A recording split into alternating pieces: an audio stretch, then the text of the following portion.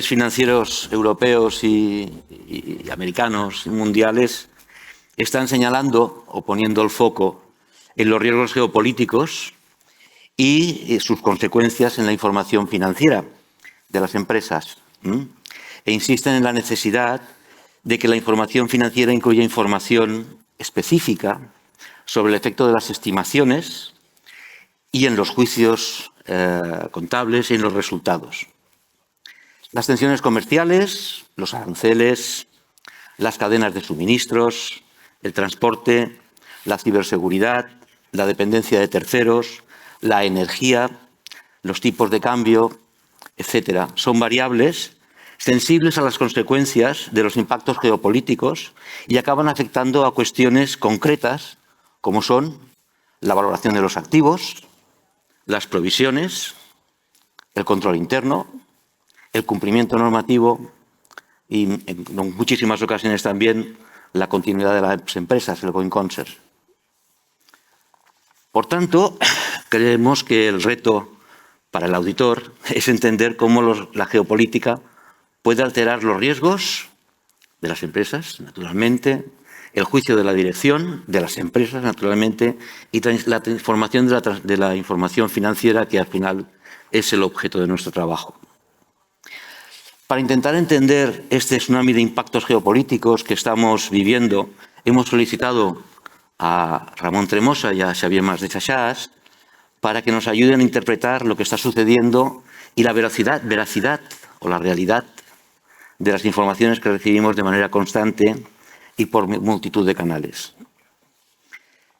Ramón Tremosa es doctor en Economía y profesor titular de la Universidad de Barcelona, es también consejero de AENA, es autor de una veintena de libros de economía regional, de federalismo fiscal, curioso, de infraestructuras y Unión Europea. Ha sido diputado del Parlamento Europeo durante una década, donde fue coordinador del Grupo Liberal Demócrata de la Comisión de Economía y diputado ponente de los informes del BCE y de Defensa de la Competencia. Ha sido conseller d'Economia i Universitats. Empreses i Universitats. Perdó, Empreses i Universitats. Perdó. Y diputat al Parlament de Cataluña, donde fue diputado ponente de la Ley de la Ciencia de Cataluña. Xavier Mas de Chaxás es licenciado en Ciencias de la Información y en Historia Contemporánea.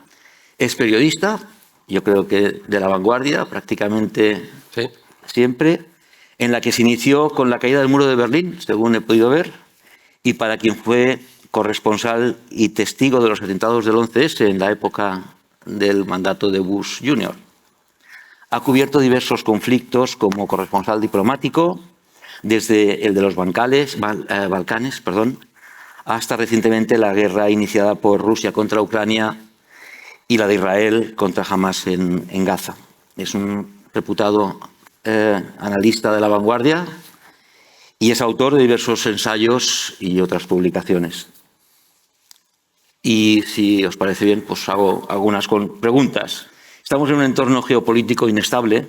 Se suceden decisiones y acciones impensables hace muy pocos años. Parecía que no se iban a volver a producir, como la invasión de Ucrania, guerras territoriales y las guerras de Gaza y de Irán, o como medidas proteccionistas de nuestro socio principal a través de las decisiones de Trump.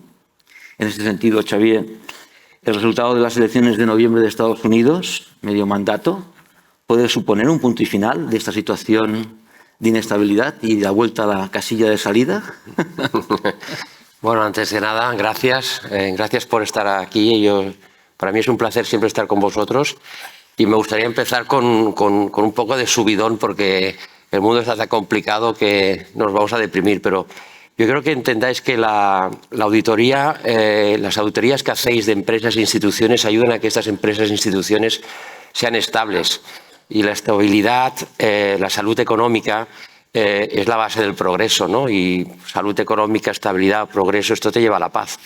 Con lo cual, ese trabajo que hacéis a veces un poco tedioso de contabilizar, supervisar, etcétera, pues yo creo que tiene esta repercusión que hace que el engranaje del sistema pues, funcione bastante bien, ¿no? No siempre, ¿no? Después los políticos hacen lo que la sociedad se espera que hagan, ¿no? Y en este caso, pues Estados Unidos es un ejemplo muy claro. Y las elecciones de noviembre yo creo que no arreglarán nada. Aquí se ha roto un sistema y este sistema no se va a reparar. Este sistema está obsoleto, ha durado durante casi 80 años, son los principios que se dio sobre todo Occidente, los ganadores de la Segunda Guerra Mundial, desde Bretton Woods, etcétera, para crear unas instituciones que tuviesen esta estabilidad económica, comercio internacional, globalización, etcétera. Evidentemente, esta deriva autoritaria que vemos en Estados Unidos, este trumpismo, que aunque no esté Trump, yo creo que ha llegado para quedarse, obliga a replantear nuestras relaciones de Europa con Estados Unidos y crear un nuevo sistema. Un nuevo sistema en el cual no solo sea el eje transatlántico el pilar, sino que tenga también en cuenta sobre todo la pluralidad de los países del sur, que tenga en cuenta sobre todo a China, y aquí Europa es la que pivota. Es la que tiene la capacidad ahora de pivotar entre Estados Unidos y el resto del mundo. O sea que yo creo que en noviembre veremos seguramente, según las encuestas, un auge de la oposición, y esto es normal en todas las elecciones de medio mandato. El partido que controla la Casa Blanca suele perder estas elecciones legislativas, pero esto no implica que Trump vaya a desaparecer. A Trump le quedarán todavía 2 años largos de mandato y puede gobernar por decreto presidencial como hace ahora, ¿no? ¿Veis esta firma así en dientes de sierra?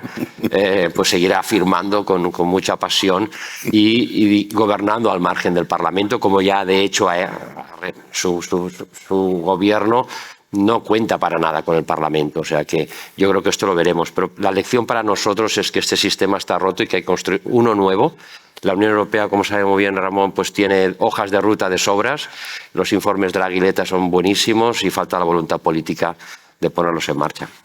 En ese sentido, también en la misma línea, la sensación, o parece que la sensación en Europa es de vulnerabilidad. Es decir, que somos vulnerables a lo que está ocurriendo, que no tenemos iniciativa. Pero no obstante, la Unión Europea pues, está firmando recientemente acuerdos muy importantes, como el de Mercosur o como el de India. La pregunta es, ¿son iniciativas reales o son reacciones a esta situación simplemente? Bien, buenos días a todos y a todas. Un placer estar aquí con ustedes y vamos a intentar crear un valor añadido en esta sesión que compense su coste de oportunidad de escucharnos, ¿no? A ver, si esta sesión hubiera sido antes de Navidad, el diagnóstico sería muy pesimista. Pero en los últimos 6 meses han pasado cosas impensables, ¿no? Por ejemplo, en abril de 2025 hubo el Liberation Day, creo que fue el 9 de abril, que aquello fue una enmienda a la totalidad a 250 años de Adam Smith. Adam Smith, con su riqueza de las naciones, rompió con el mercantilismo. Su idea principal era del libre comercio, todos van a salir beneficiados. Si el libre comercio es justo, todos los participantes van a salir beneficiados. Por tanto, vamos a romper con siglos de mercantilismo, de poner impuestos a los aranceles a las importaciones y de intentar subvencionar las exportaciones. Y el mundo, que Estados Unidos ha contribuido a impulsar en los últimos 250 años, responde al liberalismo de Adam Smith. Y el Liberation Day fue un desastre desde el punto de vista histórico, visto en escala de 500 años, ¿no? La pregunta que les hago es, ¿qué ha pasado con el comercio mundial en 2025? Todas las previsiones del mes de mayo eran dantescas. Y además, cuando Donald Trump de un día para otro te subía al 50% a ti porque has dicho no sé qué y te pongo a tu un 100% porque has dicho no sé cuántos. Pues bien, datos ya del mes de febrero de este año, que fueron portada en el Wall Street Journal, el volumen de comercio internacional en 2025 creció en relación a 2024. Estimulado porque Canadá, India, Europa han buscado otros partners ante la cerrazón americana. Y esto es una magnífica noticia, totalmente impensable hace 6 meses. Y esto es una dinámica buena.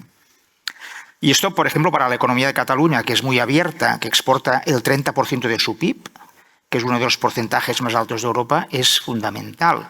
Para España igual, que exporta un 25% de su PIB. ¿Y qué está pasando en 2026? Pues esta mañana, antes de venir aquí, he hecho un update y resulta que de enero a abril, cerrado a mes de abril, que ya había empezado la guerra de Irán en marzo, pues el comercio internacional sigue creciendo, la exportación en Cataluña y en España siguen en tasas positivas con 2025, a su vez con 2024, o sea que quizás la guerra va a tener un impacto a final de año, pero de momento los datos son muy esperanzadores desde el punto de vista de la resiliencia de la economía mundial para con este test que nos ha metido Donald Trump. Y una última nota y pincelada. Ahora estamos con el Mundial de Fútbol, hemos visto remontadas en últimos minutos.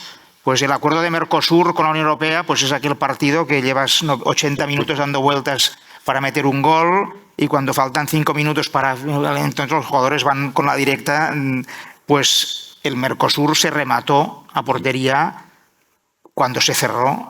Donald Trump con sus aranceles hizo una enmienda de la totalidad y quizás sin este pinchazo pues aún estarían mareando algunos países con el Mercosur, ¿no? Por tanto, a veces la Unión Europea avanza por necesidad más que por idealismo, ¿no? Y otra vez lo ha vuelto a hacer la Unión Europea, de una crisis ha sacado y aprovechado una oportunidad, como era cerrar el acuerdo de Mercosur, ¿no? Con la India igual, y con otros más que están ahora en Canal de Herero. En Canal de... Ya Monnet decía que somos la suma de nuestras crisis. Exactamente. Es uno de los padres fundadores de la Unión Europea, o sea que hasta que no estamos en el abismo, y esto lo vimos con el COVID, ¿no? Totalmente. No somos capaces de reaccionar, pero cuando reaccionamos lo hacemos muy bien. Entonces, que aquí también es un ejemplo de optimismo y de camino a seguir. En todo caso, la pertenencia a la Unión Europea, pues, como sabemos, supone la aceptación de unas normas comunes, pero también implican limitaciones y obligaciones, pero generan seguridad jurídica a los miembros y defensa dentro de un mundo que pensábamos que era multilateral. No sé ahora mismo cómo está la cosa. Ramón, las amenazas exteriores, justamente de Estados Unidos, de nuestro socio, y las reivindicaciones nacionalistas interiores a través de los movimientos nacionalistas de extrema derecha, ¿pueden socavar los principios fundamentales de la UE? ¿Crees que son sólidas las instituciones europeas, el euro, el Banco Central? A ver, si esta sesión hubiera sido antes de Navidad, la respuesta habría sido diferente, pero estamos en julio de 2026 y es otro ritmo, ¿no? Y otra cosa. Han pasado muchas cosas y muy rápidamente. Hay 10 países que han solicitado el ingreso en la Unión Europea. Hay una lista de 10 países, los países balcánicos, Turquía, Georgia, Armenia, pero es que si ustedes leen el Financial Times, en los últimos meses hay varias noticias de que Noruega, tanto gobierno, oposición, empresarios, sindicatos, están planteándose entrar en la Unión Europea. Islandia hará un referéndum en agosto para entrar en la Unión Europea y las encuestas dan la ventaja al sí. O sea, esto es el efecto Finlandia-Suecia, 80 años neutrales, la invasión de Putin a Ucrania, les hace que en pocos meses el consenso se articule en el país para entrar en la OTAN.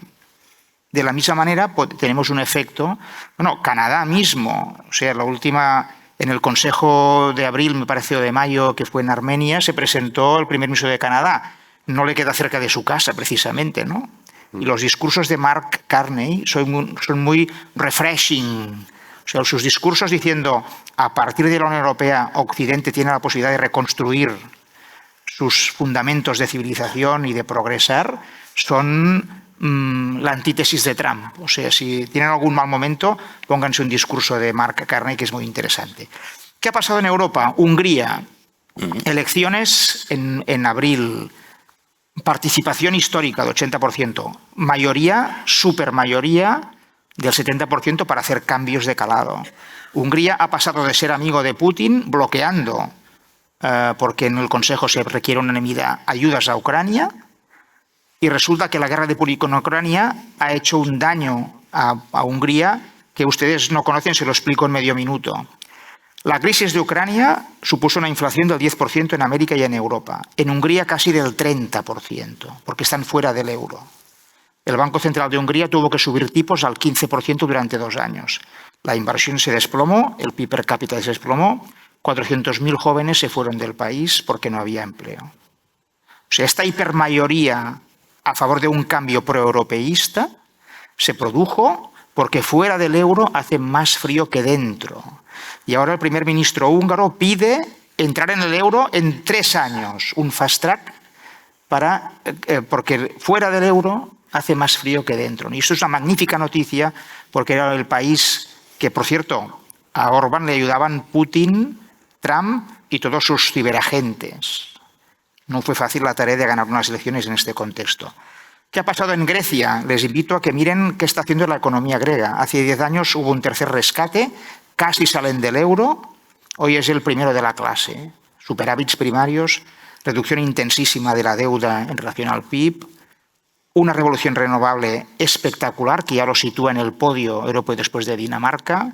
La economía griega está dando unos resultados extraordinarios gracias a implementar buenas prácticas de la Unión Europea. Lo mismo podríamos decir de Meloni con su discurso pro-Macron. Meloni, desde que tomó mando en plaza, no ha tocado ninguna coma del consenso europeo de los anteriores gobiernos italianos. El otro día nos sorprendió diciendo necesitamos más que un single market, más Europa, mejor Europa, más fuerte. Bueno, me tuve que tomar una copa y volver a mirarme vídeo. Digo, ¿esto es fake o no es fake? O sea que es una magnífica noticia, ¿no? Holanda, parecía que la ultraderecha iba a ganar las elecciones, se fragmentaron en el último momento, ganó el Partido Liberal de centro-izquierda.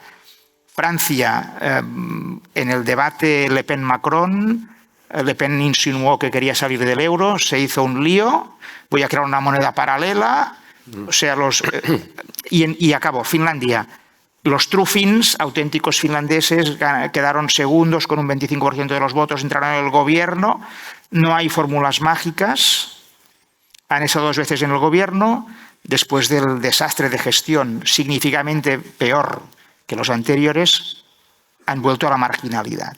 O sea que no estamos tan mal si uno mira lo que está pasando. Pero sí, los hechos son amores y no buenas razones, pero... Facts and figures. Pero, Xavier, la cuestión es que de manera constante recibimos todo tipo de impactos, una de informaciones por todos los canales y los ciudadanos podemos estar tomando decisiones en base a nuestras emociones, véase el referéndum del Brexit y otras elecciones posteriores.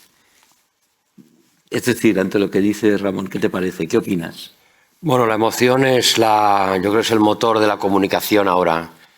Comunicamos más desde la emoción que desde la racionalidad. La racionalidad es más aburrida y en este ciclo o en este ecosistema de comunicación que tenemos tan acelerado, donde el espacio va muy caro, buscamos impacto a través de la emoción y esto dificulta muchísimo después que la ciudadanía reciba la información solvente que se merece, ¿no?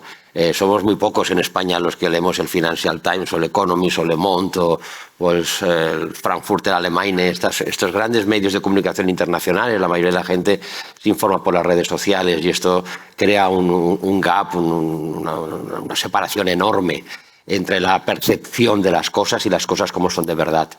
Entonces, yo creo que de cara al año que viene, haciendo un poquito de perspectiva y rebajando un poco el optimismo de Ramón, tenemos en Francia unas elecciones importantísimas que seguramente ganará la ultraderecha. Será Le Pen o será Bardella, no se sabe todavía, pero es verdad que ninguno de los dos quiere salir de la Unión Europea y tratan el tema europeo con ambigüedad.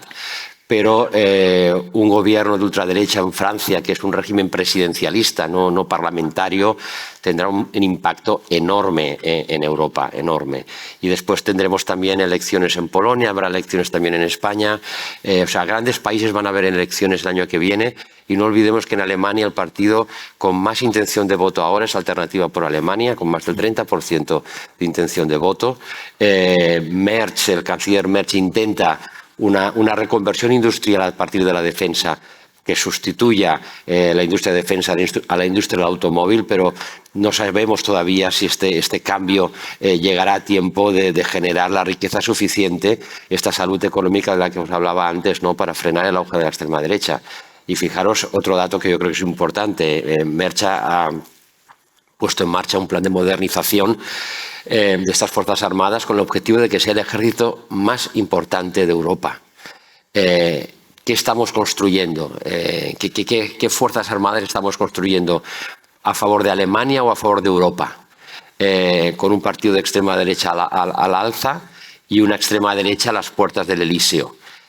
Aquí tenemos un escenario muy complicado que Es verdad que las ultraderechas después han sido derrotadas en las urnas, pero yo creo que el escenario negativo sería tener tanto en Alemania un desequilibrio por parte de la extrema derecha y un gobierno de extrema derecha en Francia. Estos son los motores de la Unión Europea.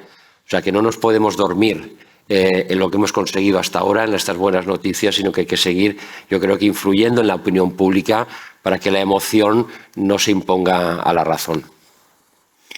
En todo caso, estamos asistiendo a una deriva clarísima hacia posicionamientos como el autoritarismo, el belicismo, el proteccionismo, que son absolutamente contrarios al orden liberal y a los valores democráticos con los que durante generaciones hemos coexistido. Muchas generaciones, vamos. Incluso se está blanqueando, o se están blanqueando hechos del pasado que llevaron a la guerra y a la ruina de la humanidad. Y esto, pues creo que lo estamos viendo ahora. Por tanto, en un mundo garantista y de seguridades, en una sociedad de bienestar, con un mercado ordenado, etcétera, ¿cuáles son los factores que conducen a cuestionar este estatus, Ramón? Bueno, menuda pregunta. A ver, quiero poner un poco de vino al agua de Xavier. Es verdad, hay una amenaza de la ultraderecha en Francia y en Alemania también. Pero bueno, que en Alemania el primer partido sea AfD, con un 30%, no implica que pueda gobernar, porque hay un consenso desde Merkel y de todo el arco político para bloquear según qué políticas, ¿no? O sea que el otro 70% está unido para saber al menos lo que no quiere, ¿no? Pero bueno, hace 10 años del Brexit, muy interesante que busquen una entrevista de John Major, que fue primer ministro Tory y que hace un balance hipercrítico del Brexit. Esto es para poder decir a los franceses, hagan este camino para volver al punto de partida, ¿no? Y entonces, y no sé si ustedes saben, que quizás esto merecía una portada en La Vanguardia, que, por ejemplo, Gran Bretaña ha vuelto al programa Erasmus. Esto hace 4 meses. O sea, es un reconocimiento, aunque sea una Unión Europea de cherry picking, una vuelta de cherry picking, de que aquí se ha perdido mucho saliendo a la brava con aquella alegría de vamos a salir de la Unión Europea, ¿no? Entonces, también necesitamos que las buenas noticias le demos la misma portada que la mala noticia, ¿no? Porque esto es una enmienda a la totalidad y la juventud británica es mucho más proeuropeísta que sus abuelos, que decantaron la votación, ¿no? Y esto es muy interesante, ¿no? Veremos hasta qué punto este efecto de los ingleses que se quieren replantear el Brexit. Va a ser difícil que vuelvan a ser miembros, pero al menos era decisivo que en los 15 primeros años del Brexit las legislaciones no fueran muy divergentes, porque entonces acercamientos futuros eran imposibles. Errores de la globalización. Hemos fallado en no subvencionar todos aquellos parados que la deslocalización industrial ha provocado. O sea, en Europa la industria de bajo valor añadido es la que se sacrificó hace 30, 20, 15 años. El textil es el más significativo, en Cataluña también tuvo un impacto, porque esto se producía en países emergentes y otros continentes. Pues hemos fallado en la subvención y en la formación de estos parados para que pudieran reintegrarse más fácilmente. Eso ha provocado amplias capas de voto contrario, sensible al populismo y al proteccionismo. Y también es verdad que cuando no ha habido procesos de migración masiva, pues eso también ha generado un efecto, digamos, de rechazo en las clases populares, que son las que tienen que competir con los que acaban de llegar por los subsidios sociales, ¿no? Yo les recomiendo que miren los discursos que hace la primera ministra danesa, socialdemócrata, sobre la inmigración. Como decía Financial Times, esta señora ha ganado las elecciones porque le ha cogido el programa a la ultraderecha directamente. Los discursos que hace la primera ministra danesa sobre este tema aquí en España provocarían más que una. Pero bueno, sí que es verdad que también decía Keir Starmer que hasta que Europa no tenga cerrada de manera efectiva la puerta al descontrol inmigratorio, no a los flujos que tú puedas. Necesito ingenieros, necesito gente que venga a recolectar fruta. Esto es ir a buscar, gestionar los flujos que tú necesitas. Pero Keres también decía, mientras Europa sea una entrada descontrolada de gente que viene sin control, entonces esto es lo que propicia que estos partidos aumenten. Y esto es una voz socialdemócrata que digamos, tienes un punto especial de atención porque en principio las izquierdas europeas no eran... Pero esto a la vez alimenta, pues eso, un cambio en el relato, parece que ha cambiado la historia y parece que estamos volviendo a una sociedad como la orwelliana de la novela de 1984. Bueno, no tanto, no estamos tan mal, No, pero sí que es verdad que, a ver, nosotros hemos vivido muy bien durante estos años, En los últimos 40 años hemos vivido estupendamente. Y yo creo que es uno de los grandes errores que hemos cometido ha sido pensar que la energía barata de Rusia sería para siempre, pensar que la seguridad barata de Estados Unidos sería para siempre y pensar que las manufacturas baratas de China serían para siempre, que esta combinación, este triángulo nos haría a nosotros, Europa, prósperos. Esto es lo que decía un poco al principio, esto se ha roto, esto no es verdad. Yo creo que el wake-up call que ha tenido Europa, para mí, quizás más que Ucrania, ha sido Trump 2. O sea, que Trump pueda volver a ganar unas elecciones, esto te está indicando que aunque Trump desaparezca, va a haber más Trumps, ¿no? Porque hay un electorado norteamericano y hay un sistema electoral norteamericano que favorece el auge de estas propuestas populistas. Con lo cual, esta Europa que despierta con Trump 2 y se pone un poco nerviosa y entonces empieza a ver, oye, me tengo que defender, tengo que rearmarme, de China no puedo fiarme demasiado tampoco porque me hace la competencia desleal, etcétera, etcétera. Esta Europa que se ha despertado yo creo que todavía no ha salido de la cama y necesita todavía un poco más de levantar las persianas y espabilar.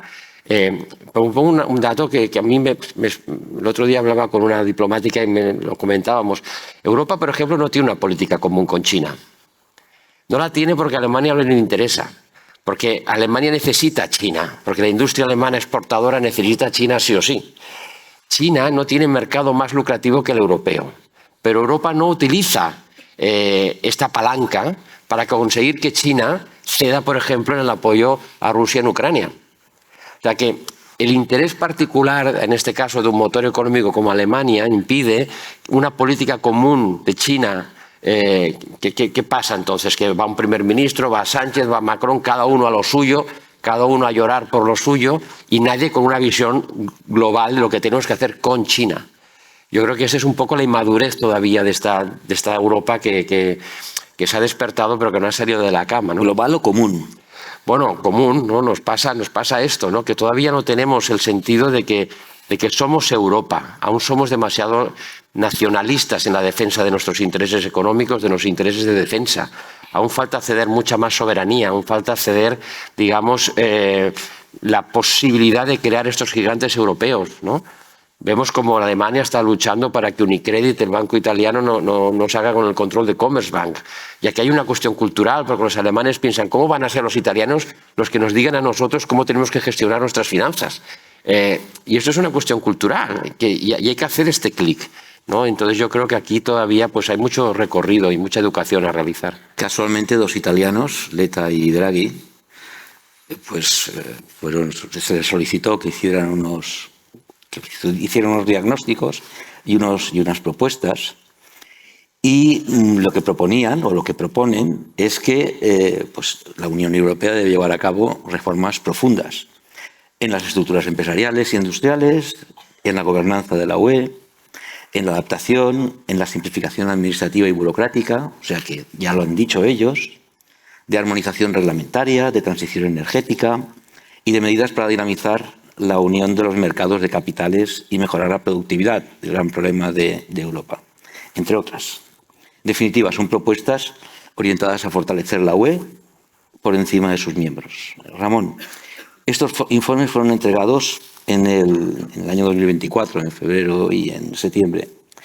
¿Qué se ha hecho desde entonces? Porque fueron aclamados. ¿Qué se ha hecho desde entonces? ¿Los miembros de la UE están alineados con esas recetas? ¿Están dispuestos a ceder soberanía? No, porque la soberanía no se regala altruistamente, ¿no? Pero sí que si uno mira los últimos 50 años de la Unión Europea y cómo se ha ido construyendo, siempre ve que entre cuando uno ve la necesidad de hacer una cosa hasta que sucede, pueden pasar varios años. O sea, fue en el año 93 que George Soros arruinó el Banco de Inglaterra y le dejó a cero en divisas. Y tenía un teléfono con cable e iba llamando a sus amigos: vamos a comprar todos los marcos que vende el Banco de Inglaterra porque intenta defender la libra contra el marco.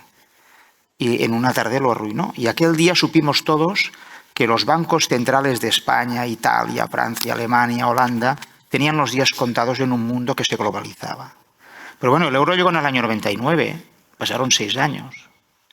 Y fue precisamente la reunificación alemana que nadie esperaba, que Francia dijo: bueno, pues ¿queréis que aceptemos la reunificación? Pues ahora toca la moneda europea. Y que Alemania nunca quería, pero bueno, la cedió por reunificarse. Entonces, y hoy el euro nos está salvando, porque España hoy tiene una inflación y unos tipos de interés increíblemente bajos. El otro día Robin Brooks publicó un gráfico fantástico, que lo tengo de salvapantallas en el móvil, donde se ve el tipo de interés de la deuda pública a 20 años. Y tienes Alemania, España, Italia, Grecia, Portugal en el 3-4%, y tienes Gran Bretaña 6%, Estados Unidos 5%, Japón 5%. O sea, cuando el sur de Europa, en un escenario de guerra, incertidumbre al máximo, Donald Trump por aquí, guerras por allá, el tipo de interés de la deuda a 20 años era percibida como si fuéramos alemanes. Esto es un milagro. Y el euro vino cuando se dieron las circunstancias, ¿no? Igual que Draghi entró por la ventana en el Banco Central Europeo. O sea, la tostada cayó, pero no cayó del lado de la mermelada, sino que cayó en el lado bueno. Recuerdo que después de Trichet le tocaba a Axel Weber liderar el Banco Central Europeo, que era un halcón ortodoxo como el que más. Pero Alemania lo retiró por disconformidad con el rescate de Grecia. Y entonces siempre que un alemán sale por la puerta, hay un italiano preparado para entrar por la ventana.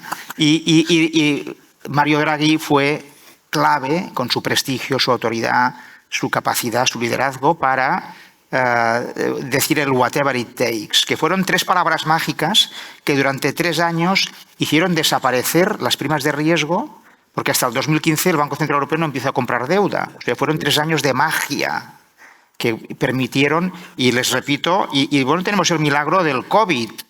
Yo creo en los milagros desde el COVID. Abril del 2020, todo el mundo cerrado en casa, y Angela Merkel dice sí al Next Generation, que es la primera vez que Europa emite deuda pública de forma conjunta.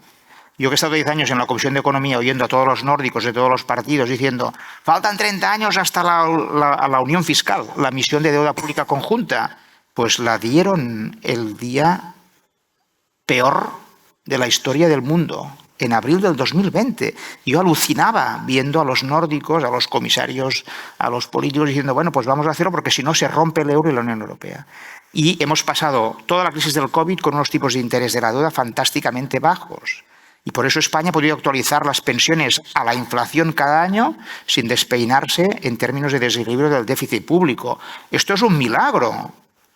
Y resulta que en Estados Unidos la primera emisión de deuda pública conjunta costó una guerra civil, porque la guerra del 1861-65 de Lincoln y tal fue por la esclavitud, pero también por el patrón oro, y la emisión conjunta de deuda con 1 millón de muertos y no sé cuántos millones de mutilados y tal. Y en Europa fue un virus invisible lo que nos dio la primera emisión de deuda pública conjunta.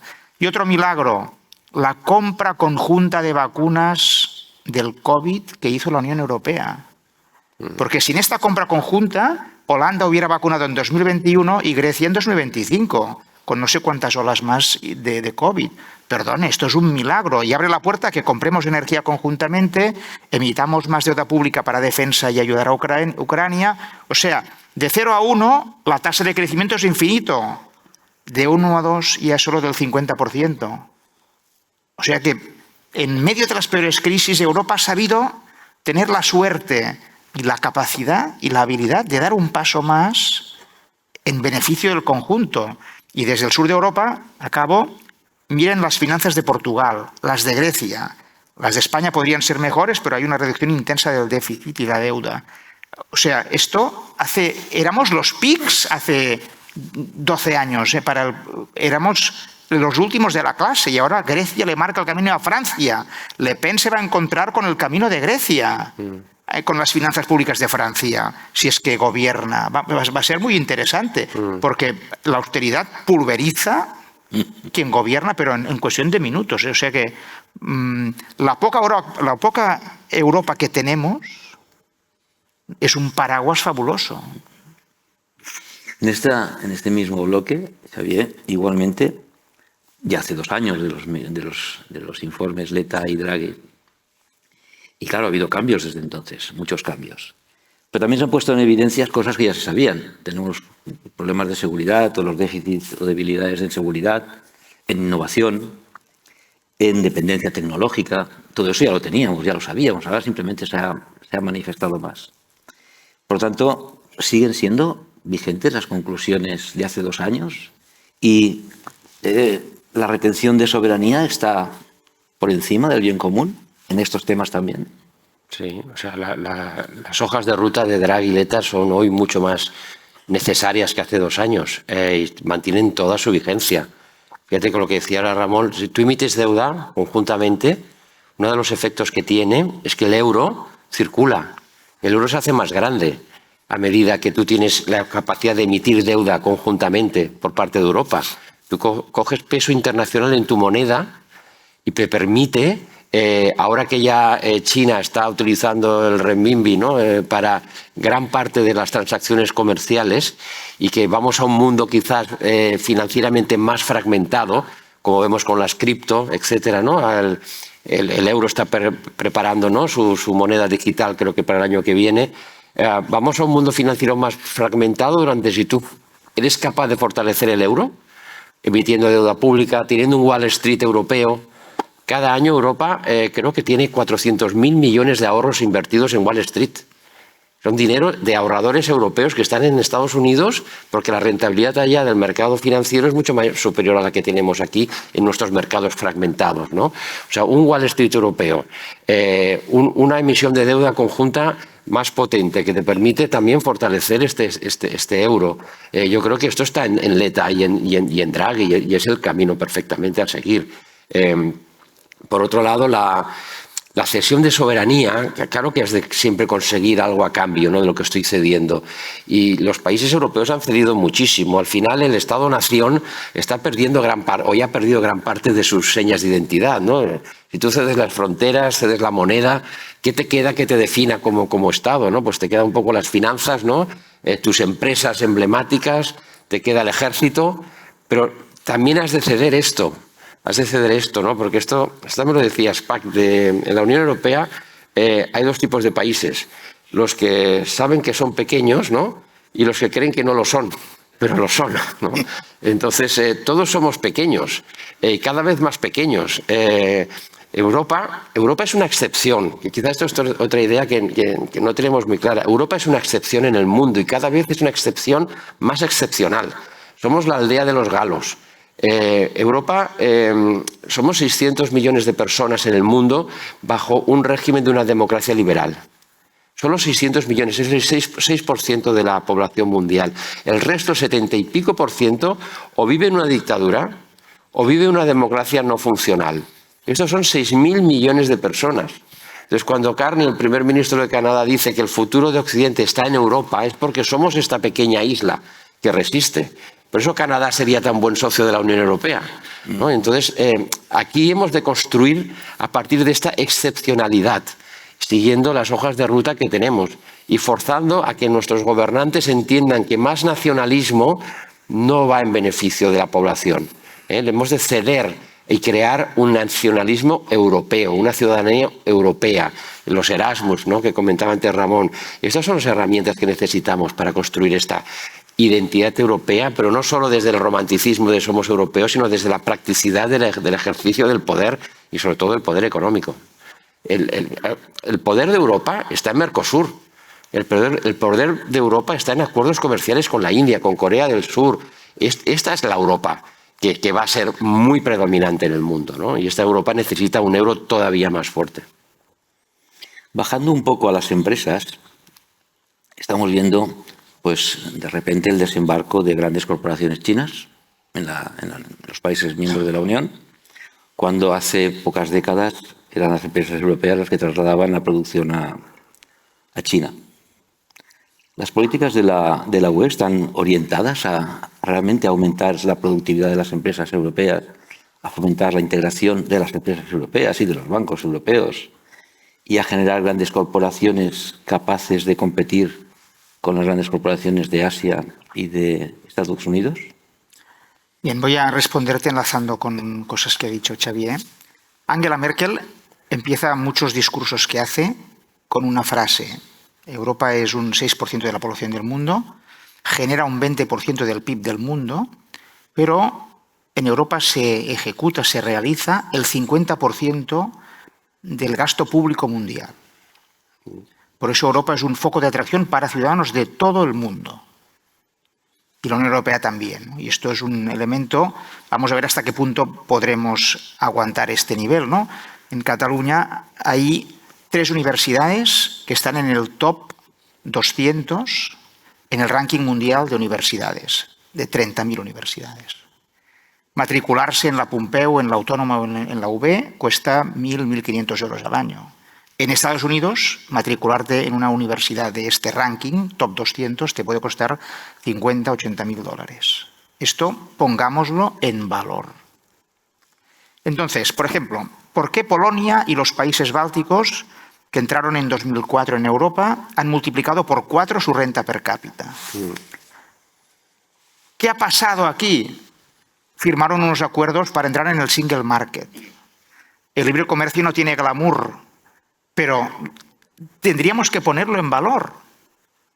Esto es lo que ha pasado. Y esto ha supuesto esta integración y esta entrada en el mercado común, en el single market, es lo que ha puesto al día las empresas de esos países y las ha modernizado. ¿Cuál es la razón de la guerra de Ucrania? En 2014 Zelensky gana las elecciones diciendo: queremos ser como Polonia y los bálticos, porque llevamos 50 años con la renta per cápita estancada, cuando el país tiene agua, tierra fértil y recursos minerales como el que más. Y entonces Putin dice: aquí no. Pero bueno, Zelensky gana con un 75% de los votos con un discurso: queremos ser como Estonia. Y participar de esta fuente de progreso y crecimiento en 20 años. Entonces esto es... y Ucrania está resistiendo. Hoy hay gente en Ucrania, jóvenes ucranianos, que mueren en el frente con la bandera europea en el bolsillo. O sea, Europa también tiene sus muertos. La Unión Europea tiene sus primeros muertos. Esto lo dice mucho Guy Verhofstadt. Diciendo: está muriendo gente joven por Europa para defenderte a ti. Lo que pase en Ucrania va a definir el futuro de la Unión. La resistencia de Ucrania implica, y si Ucrania resiste, implica que Rusia no puede atacar Finlandia, los Bálticos, Polonia, Hungría o quien sea. Es una magnífica noticia, ¿no? Luego me decías, me preguntabas al final. Corporaciones. Corporaciones, sí. Esto lo decía Josep Borrell el otro día. La política de competencia de la Unión Europea ha sido un gran éxito de la Unión Europea. Ha evitado monopolios europeos para garantizar mejores precios para los consumidores. Pero tiene un punto débil, y es que ha impedido generar campeones nacionales europeos que puedan competir con empresas americanas y europeas. Entonces esto, yo recuerdo un The Economist de 2019 diciendo: es Bruselas y no Washington la capital del antitrust, por las multas que la Unión Europea puso a Google, 10.000 millones en multas, que Google las ha recurrido, las ha perdido todas en el TJUE. O sea, incluso los británicos reconocían que ante la tolerancia americana era Bruselas la capital del antitrust, ya con Margaret Vestager al timón de la misma. Y se ha aplicado en otros muchos ámbitos, impidiendo fusiones de empresas de transportes y tal, en defensa del consumidor. Pero esto ahora vemos que tiene una cara B. No tenemos grandes empresas que puedan competir de tú a tú con campeones mundiales americanos y chinos. Y entonces hay que decirnos entre todos de una vez dejemos de pensar en clave estatal O local. y en algunas cosas sí que tendríamos que, con esta fusión, bueno, de facto Unicredit está comprando Commerzbank en bolsa, cada día tiene más porcentaje, o sea, de facto ya está entre el 38 y 40%, por más que Alemania no quiera, de facto caerá esta primera gran fusión transnacional bancaria. Pero bueno, es verdad que, claro, un gobierno tener que asumir que soy primer ministro y me toca a mí pues, que los italianos nos compren, pues no deja de ser doloroso, ¿no? En términos. Pero bueno, el sur de Europa está dando lecciones al norte cada vez más en muchos ámbitos. En todo caso, China nos ha adelantado en tecnología y en otros campos, es decir, donde fuimos pioneros. Es verdad que China pues, está impulsado por un gobierno, allí no hay problemas de quién manda, es decir, orienta, establece la estrategia y todos para adelante. Pero estamos asistiendo a desavenencias también entre los países miembros, por temas estratégicos, como yo no sé si es importante o no, pero ahora los alemanes y los franceses han abandonado el proyecto que tenían de aquel avión de combate europeo. ¿Están alineados los intereses de los gobiernos de los países miembros con las empresas europeas, con nuestra empresa? Bueno, ahora yo creo que hay una política muy clara de reconversión industrial, como os comentaba antes, hacia la defensa. También una apuesta decisiva por la tecnología. Y es verdad que China nos ha pasado, pero bueno, China ha pasado a todo el mundo porque puede prever a 40 años vista. O sea, los planes de China no están sujetos a campañas electorales. El Partido Comunista Chino está por encima del Estado chino, por entendernos, ¿no? Es los que marcan la línea y aquí no hay desviación posible, con lo cual te permite una planificación muy solvente. Nosotros vamos dando bastantes más tumbos y ahora estamos negociando el presupuesto de la Unión Europea para los próximos 7 años y es una parte muy pequeña de toda la riqueza de Europa la que vamos a poner en el bien común. Con lo cual yo creo que aquí sí que hay una necesidad de alinear todavía mejor los intereses de la empresa con los intereses geoestratégicos de Europa, pero queda mucho recorrido por hacer porque el mercado llevará a producir estas tecnologías, estas armas, etcétera, estas tecnologías de doble uso. Pero la política aún no está todavía aquí, ¿no? Pero a mí tampoco me preocupa mucho esto, porque yo creo que al final la capacidad que puede tener Europa de recortar el camino que ha perdido es fuerte. Yo no digo que nos vamos a poner a liderar la inteligencia artificial, pero pasar de donde estamos ahora, pasar a una posición mucho más competitiva, es factible. No creo que Europa tenga que estar a merced de las compañías tecnológicas norteamericanas y chinas si hacemos las cosas bien dentro de 5 años. No hoy, no, pero dentro de 5, incluso 10 años, Europa puede estar en un nivel muy competitivo. Ahora no hay ninguna empresa tecnológica europea entre las 10 mejores del mundo, evidentemente, pero esto no quiere decir que no la pueda haber si hacemos las cosas bien. ¿Cuál sería vuestro pronóstico en este tema de Europa? Es decir, para los ciudadanos y para las empresas europeas, ¿hay una alternativa mejor que más Europa? Ramón. Bueno, yo en esta idea de dar buenas noticias o hechos que ayuden a pensar más en positivo, el otro día tuve un debate sobre estos temas con Xavier Vives del IES en la sede de Grifols, organizado por la Cámara de Terrassa. Y la primera frase que él dijo, que yo suscribí completamente, es que sin el euro, hoy España estaría en términos de inflación y tipos de interés más cerca de Argentina que de Holanda. Pues en primer lugar, empecemos a valorar la poca Europa que tenemos en el bolsillo, pongámosla mucho en valor, ¿no? Luego también yo creo mucho en este proceso out of the box. Europa ha sabido encontrar siempre soluciones fuera de los tratados a crisis sobrevenidas urgentemente, ¿no? Como por ejemplo con el COVID, hubo la deuda emitida conjuntamente y la compra conjunta de vacunas.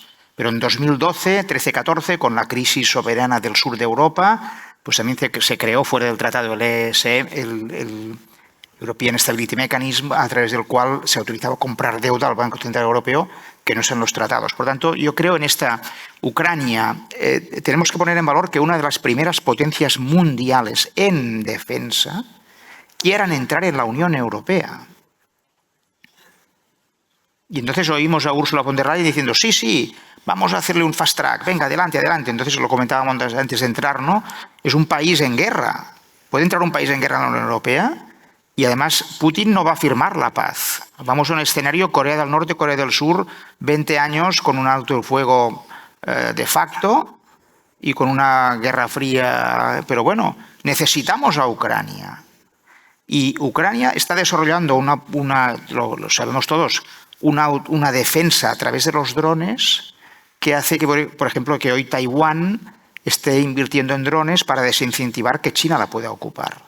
Y seguramente China ha tomado buena nota de hasta qué punto Irán también está resistiendo. A Irán le han lanzado 250.000 bombas en 2 meses y ha resistido. O sea, bueno, entonces que Ucrania, que es el mejor país hoy líder en defensa, el que más, y además desgraciadamente porque lo está viviendo día a día, quiera entrar en la Unión Europea, esto es indicativo de que hacemos muchas más cosas mejores de las que nosotros sabemos ver.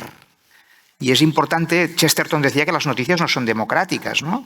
Hoy un hijo ha pegado a su padre, noticia en portada, pero bueno, hay 100.000 hijos o 10 millones de hijos que han ayudado a su padre, o su madre que estaba enfermo, que necesitaba ayudas, y esto no es noticia. Entonces, recuperemos a Chesterton cuando decía, pidamos que las noticias no sean tanto por la excepción, sino por la norma común, ¿no? Entonces, yo en ese sentido no soy pesimista, ¿no? Yo pienso que la capacidad de Europa o sea, por ejemplo, yo vi un vídeo en YouTube de China, 3.000 niños tocando el piano al unísono y salía una sola melodía como si fuera un solo pianista. Era impactante la escena. Difícilmente en Europa podemos encontrar 3.000 niños y niñas de 10 años que toquen Mozart con esa precisión. Pero la pregunta es, ¿China, con su régimen de no libertad, va a dar un Mozart? Y eso solo lo puede dar Europa. Entonces, bueno, las condiciones de creatividad, de innovación, necesitan un marco de libertades que solo tenemos nosotros. Entonces ahí es donde tenemos nuestra fuerza y ojalá sepamos hacer que las administraciones y las estructuras políticas sigan canalizando este talento que ha definido el continente en este ámbito de libertad individual. ¿Y tú, Xavier, cómo...? Bueno, yo creo que, lo ha dicho muy bien Ramón, yo creo que estamos muy bien en la base. Yo creo que la base es muy buena. Nuestras juventudes, nuestra gente joven que está formada en las universidades, hay mucho talento, mucha capacidad de innovación. Yo creo que tenemos un tejido industrial también muy adecuado para hacer frente al reto tecnológico. Lo que falta, y es lo que más me preocupa, falta liderazgo político. Yo echo de menos líderes políticos europeos capaces de emocionar en el buen sentido a la ciudadanía europea. Yo creo que si ahora surgiera un Mandela europeo, ¿no? ¿Cuánto echamos de menos un líder así, con este carisma y esta ética? Yo creo que Europa despegaría, porque Europa es la concentración de muchas cosas buenas, que faltan unirlas bajo este liderazgo, ¿no? No tenemos un Col Mitterrand, no se han dado las circunstancias todavía para que se produzca esta comunión de intereses y que salga un liderazgo realmente ético con una fuerza en la defensa de los valores que nos han hecho lo que somos. Europa durante 500 años ha dominado el mundo. Lo ha hecho fatal en muchas cosas y somos herederos de un colonialismo que hemos de desaprender para volver a aprenderlo y hacer otros acuerdos como los que hablábamos antes con Mercosur, la India y este sur global pluralizado. Pero tenemos la posibilidad de hacerlo y tenemos la capacidad de hacerlo. A mí me preocupa que la emoción que nos está bombardeando de las redes sociales es una emoción muy negativa que produce muchísima ansiedad y nos falta este liderazgo que calme un poco esta negatividad y nos asegure lo que ya sabemos, ¿no? Que podemos contener a Rusia, que podemos innovar en energías renovables, que podemos emitir deuda conjunta cuando es necesario, que tenemos un euro que lo podemos fortalecer todavía mucho más y que tenemos un mercado interior. El mercado único europeo es el más importante del mundo, sin paliativos, ¿no? Y esto lo hemos de poder poner todavía muchísimo más en valor y ojalá tengamos estos líderes que nos merecemos. Ramón, ya bajando a la auditoría de nuevo, nosotros que tenemos que auditar unos estados financieros que nos presentan los directivos, ¿dónde tenemos que poner el foco? ¿Cuál es el nuevo riesgo que tenemos que tener en cuenta, teniendo en cuenta pues, estas últimas décadas en que las empresas, incluso las pymes, han empezado a salir de su país, de su localidad, a empezar a trabajar internacionalmente? ¿Cuáles son los riesgos que tenemos que añadir a nuestra lista, que no es pequeña? Bueno, yo antes de llegar aquí pensaba, bueno, tenemos un público de auditores y pensaba en el caso de Enron, que fue, digamos, el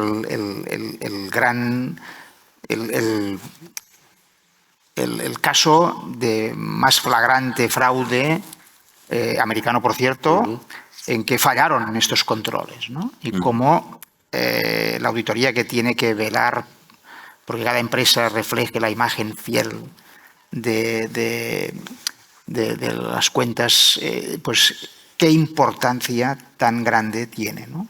Eso, si hubiera pasado en Europa, los americanos estarían haciendo memes y la tendríamos cada día en las redes sociales, ¿no? Pero ha pasado en América, ¿no? Entonces, bueno, pues bueno, su trabajo es muy importante y entonces aquí, por más inteligencia artificial que haya, la inteligencia humana tiene que dar el último toque final, ¿no? Decíamos antes de entrar, el Pentágono ha ejecutado por inteligencia artificial todos los ataques para que Irán no levantara cabeza. Pues, señores del Pentágono, les ha fallado la IA.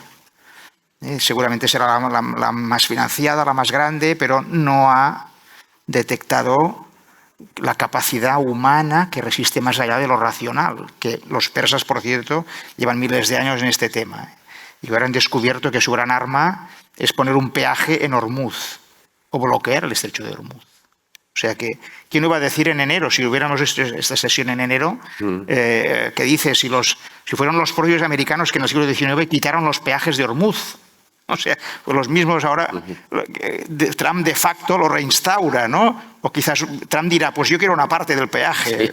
Pues esto puede pasar la semana que viene, ¿no? O sea, entonces, en ese sentido, bueno, señores auditores, que no sean noticia es muy buena noticia, porque quiere decir que no hay casos como el de Enron, ¿no? Y por tanto, pues muchos años de buen trabajo y que no los conozca nadie. Pero es la clave de... Y Xavier, tú, para terminar, ¿qué piensas? ¿Cómo nos puedes ayudar?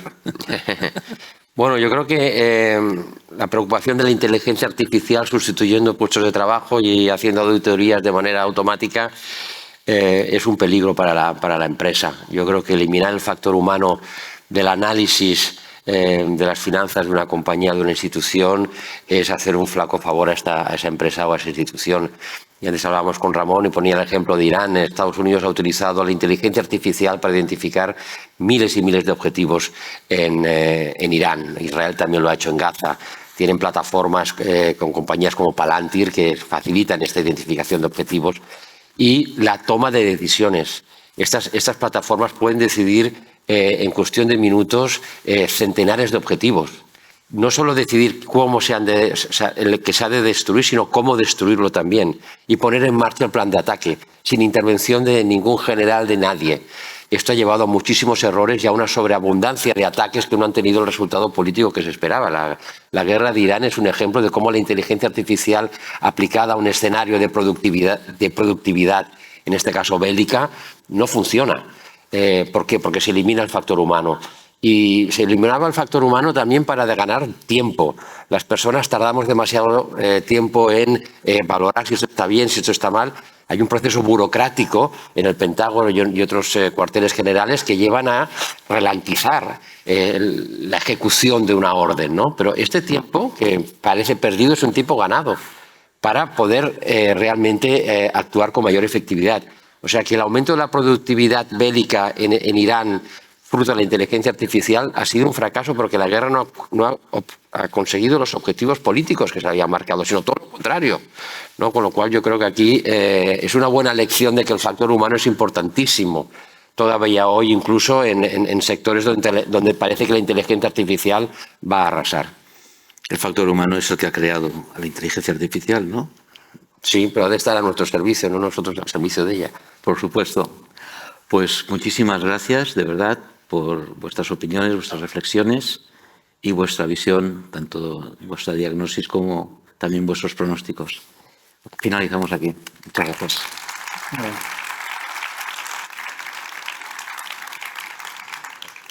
Molt bé.